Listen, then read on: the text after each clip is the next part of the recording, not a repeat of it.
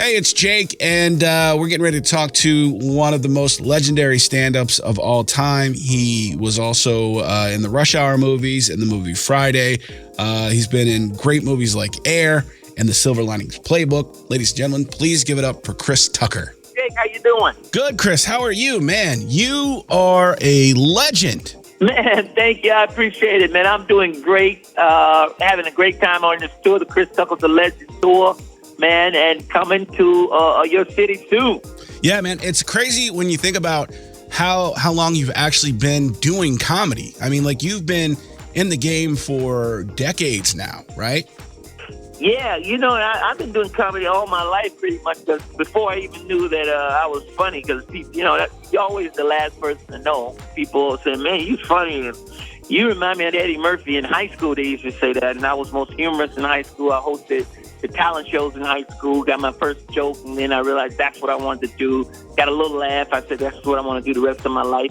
So it's just awesome, man. It's been something, I've been destined to do it, so it's great. So you knew your whole life you kind of just liked being the guy that got the attention and the laughs and stuff like that. Did that still sustain you, the laughter and stuff like that?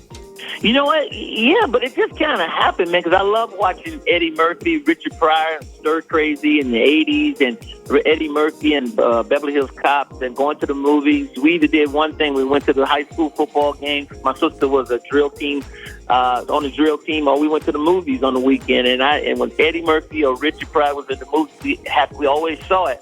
And, man, I just loved it. Something was about it. And then when I told my first joke in the talent show, I got the nerve to host the talent show. I said, this is what I want to do. I want to do this. I know it from Eddie. I saw Eddie do it, take it from stand-up to movies. Richard Pryor did it from stand-up to movies. So it just happened. It wasn't nothing I was planning, and thank God I found out at an early age, and that's what I wanted to do. But it just happened. Did you ever do anything else? Did you ever try, like, a regular job, or was it always just straight, this is me, this is my future, this is what I'm going to do? Well, that's it. That's the only thing I ever did. I worked for my dad's company. He had a cleaning service, and that gave me the freedom to make a little money and to work the comic club at night, and then I worked late nights at the cleaning company, Tucker Cleaning Service. And I slept all day, and then I got up and went to the comedy clubs again, and did the comedy clubs, and went to work again. So it gave me the flexibility. But that's the only thing I ever did, was work for my father's cleaning company, and then stand up. That's it. Now, for people who don't know, where did you grow up? Where are you from? I'm from Georgia. I'm from Decatur, Georgia. Oh, my goodness. 15-minute suburb. Yeah, that's Decatur, Georgia. So I was there when there was no movie studios and no music. Music was just starting. When I was growing up, people like Babyface was moving to Atlanta, Bobby Brown. But now it's like Hollywood down in Georgia now, so it's crazy. Yeah, it's almost like that movie ATL kind of ripped off your life a little bit. Have you ever seen that movie? Yeah, because I had to move to LA to become a actor. Now they're filming movies in Georgia like crazy, so it's great. Now that you're this is your first tour, the Legend Tour is the first tour you've done. I read that it was in over 10 years, and I saw the last tour and I thought you were great. I feel like there's a different energy now as a grown man that you had when you were first coming up. So how do you describe that evolution? Well, it's great because I never stopped doing stand-up. I've always been touring in the comedy clubs and in casinos and working on my show and all that stuff. So, but this is official tour in a long time. But the evolution is great, man, because I started out in Def Jam comedy when I was 19, 20, trying to stand out and all those comedians. And then the movies happened, and now, I'm a man. So it's so much to talk about. I can't wait till my audience come to the show and see what I have to say, because the world has changed, and it's changing by the moment. So it's just great. It's just a great time to do stand-up. Were you jonesing to get back in front of a crowd when everybody was kind of locked down and couldn't get out and do stuff? No, you know what? I took it, man, as an opportunity to settle down and to shut down everything, man, and to think about stuff, to regroup, and it was real helpful, man, and slow down a little bit, because like I said, I was on the road, but I just took advantage of it, man. And I always say, like in my show, it's when I talk about it, it's an awesome thing. But I took it for opportunity to slow down, and I didn't even think about anything but that. And so it's awesome. Can't wait to talk about it at the show. Yeah, I'm excited to get your take on the time you spent like locked down in the house and like find out the kind of stuff that you did. Did you take any of the movie processes? You've been in a ton of different types of movies, not just comedy, but comedy action, some of the best drama movies ever made, quite frankly. Did you take any of those processes with you to your comedy after you did them? Oh, yeah, definitely. I mean, that's part of my life, so I definitely talk about it, behind the scenes stuff that happened and all the experiences, because that's just, you always learn something from each movie, experience, like I said, experiences, and it's crazy, man. It's such a blessing, working with Jackie Chan and Charlie Sheen and all these great actors and directors. There's so many stories that come out of those things, those experiences, so. Definitely. Do you carry those friendships with you? Or are you still friends with Jackie and Bradley Cooper and those guys? So, yeah, man. Jackie Chan, anytime he's in the States, we connect and we call each other, send a text on birthdays and any kind of special occasions. But that is so cool, man, to keep those friendships, because you go through a lot. It's part of your life, when you're working with somebody, 20, hours and hours ins and out on a day. So you create a friendship for sure. And you talk about those relationships and things in your show, and at least the show I went to, I thought it was very warm, the way that you guys, because it seems like you have a real connection with the people that you work with, and the people really get like a really warm connection with you. Yeah, man, like Charlie Sheen, I'll never forget, when I did Money Talks, I was this young kid, and man, my team found the movie, Money Talks, and I executive produced it, and they wanted Charlie Sheen because he was a more established actor to have first billing, but Charlie Sheen said, no, Chris should have first billing in this movie because he brought it to my attention, and he should have, and I never forgot that about him. They told me a lot about him and who he is as a person, and, then we became friends for a long time, and he let me keep his Ferrari too. And I kept it so long that I had it. So yeah, man. So that touched my heart too. Wow. Ferrari had the money from a Taco Bell commercial, and I asked him. I was brave enough to ask him, "Can I borrow the Ferrari?" He said, "Yeah." And I said, "Man, we're gonna be friends forever," So he got a special place in my heart. But he's just a nice guy, though. Yeah. He's just a great. If you give me a Ferrari, you're going to be my best friend forever. BFFs, you know what I mean? BFFF for Ferrari, yeah. And I've heard a lot of great things about Charlie Sheen. Like, he gets a bad rap in the media and stuff like that, but I've heard that, like, he is just the nicest guy. Brett Butler, are you familiar with Brett? You know Brett Butler, obviously, another comedian. Yeah, I know Brett. And he did really great things for her career after she had problems, and nobody really talks about those kind of things. It seems like people only want to talk about the negative. You know what I mean? Like, they only want to talk about the problems that people have. They never want to talk about the things that they do for other people. That's right. Unfortunately, yeah.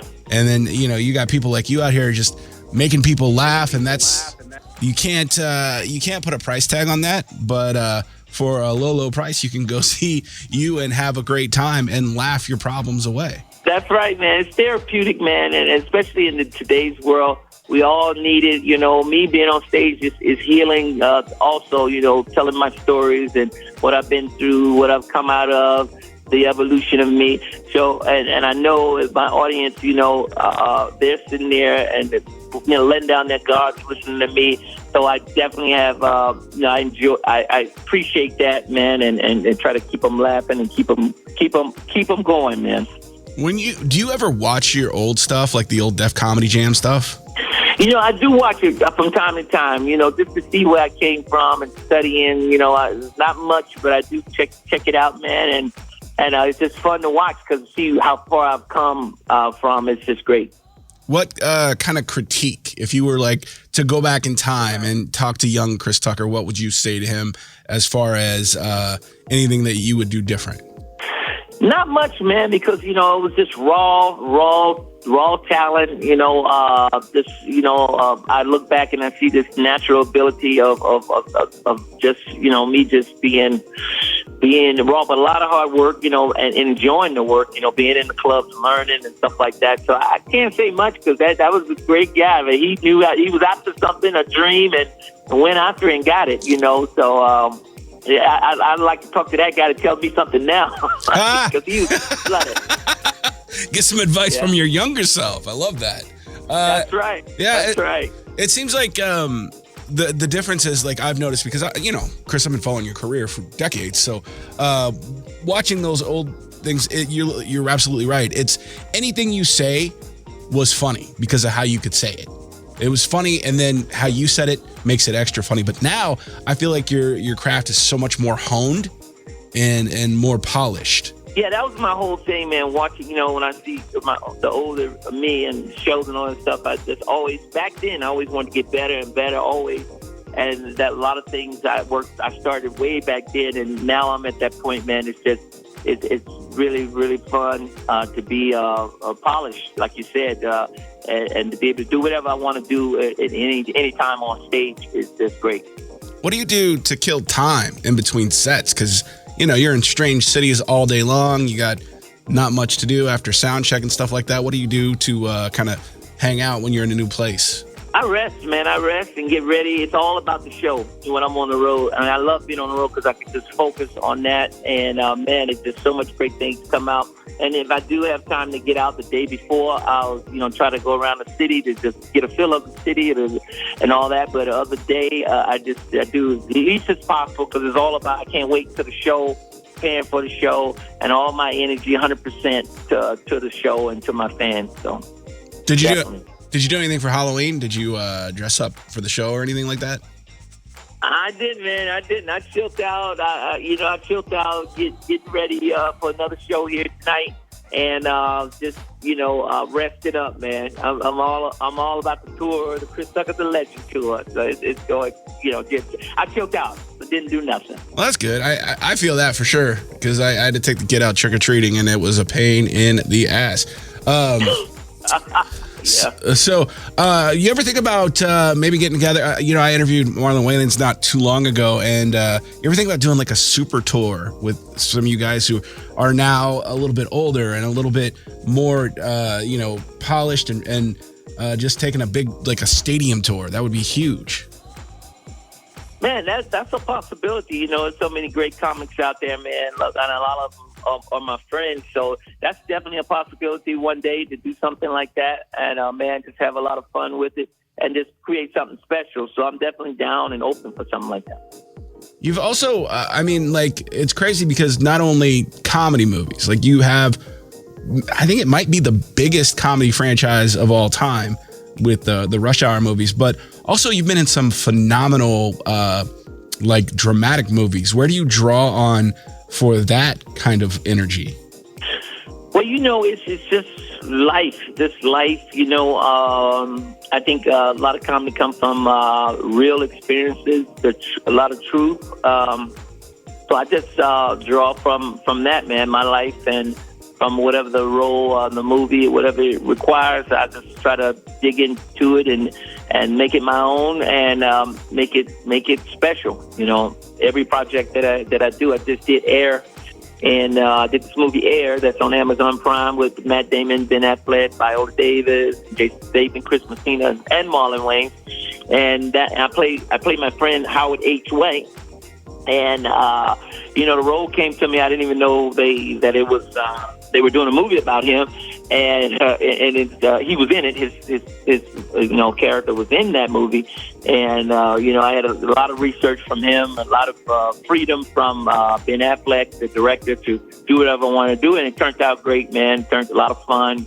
I was about Michael Jordan getting his shoe deal with Nike and Jordan Brand, and how his mom helped him out to make sure he was covered in business. So he had business, sports, Michael Jordan in that. So you can't lose with that. A lot of all the things I love. So it's a fun movie to do. No, that may be the best movie of the year, quite frankly. I was curious.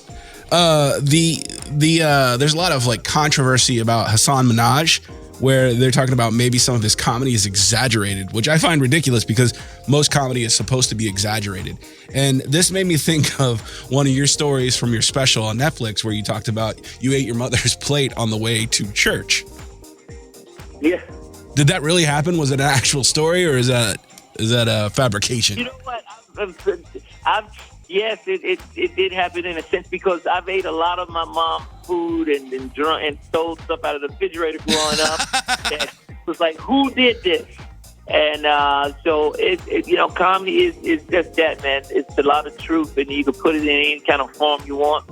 But most of it be true, My comedy is most of it is true, if not all of it. So it comes from a real place, and that's what makes it so relatable and fun. Any plans for any new specials coming up? Yeah, the Chris Tucker, the Legend Tour, I want to turn it into a movie. So if you come to the show in OKC, you're going to be part of this movie one way or the other because it's going to become a movie, and you'll be part of the new Chris Tucker stand-up Legend Tour movie. Nice. You do meet and greets and things like that, or is that something that you left behind? Yeah, I don't do it as much because we're moving so much. We're leaving a lot of times. It's early in the morning, so I got to get ready to leave. But we do have like T-shirts and signed posters of the new Air movie and the new tour posters and T-shirts. So you have definitely, if you don't see me in person, well, you will see me in person, but meet me in person. You're gonna have something signed from me if you buy a T-shirt and a T-shirt and all that good stuff. So now, you have some of the most quotable lines of all time. How often do people come up and say things to you that you've said in movies, and what is the most prevalent? Well, they usually don't come up to you. They surprise you with it behind you, like, okay, they go holler out, and they say, do you understand the words coming out of my mouth? You're like, who are you talking to? Out of nowhere, you're like, who, what are they doing? What is wrong? We in the middle of church. So it's crazy, man, but it's fun. It's part of the culture, so you can't beat that. Just something that happens, and you be like, thank God, Yeah, I mean, like, once you've ingrained yourself in the zeitgeist like that, there's just, it's crazy to think about that some nobody gets to talk to you because just everything that you've done has been, like, so impressive to me. You know what I mean? Like, just creatively and, as a person who loves comedy, I love watching how you've grown, and the stuff that you did at Def Comedy Jam is still just as funny today as it was then. And your new stuff really appeals to me as a grown adult with a kid. And I think the world of you, and I think you're the greatest. Man, I appreciate that. Thank you so much, man. Thank you. No problem. I just want to say thanks for taking the time with us today. I know that you're really busy. You're on this Legend Tour. You got a lot of cities to still hit. You're going to Oklahoma City on the 8th. So everybody get your tickets to the Legend Tour with Chris Tucker. You will not be disappointed. I promise. My brother, appreciate you so much, man. Thank you. Thanks, Chris.